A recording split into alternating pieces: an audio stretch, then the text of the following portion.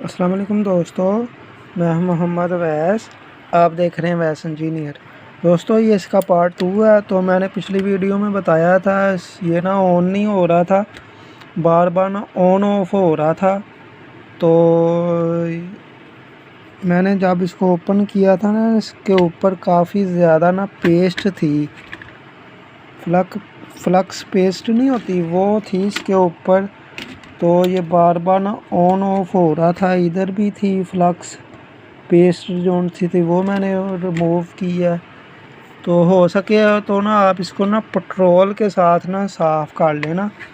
Zone सी paste है ना, इधर भी थी काफ़ी ज़्यादा पेस्ट, और ये जोन से पॉइंट थे ना इसके मेन, इसके ऊपर भी ना पेस्ट वगैरह ना लगी थी। तो मैंने रिमूव कर दिया, तो ये ना बिल्कुल ऑन हो गया है। ठीक है दोस्तों, पसंद आई वीडियो तो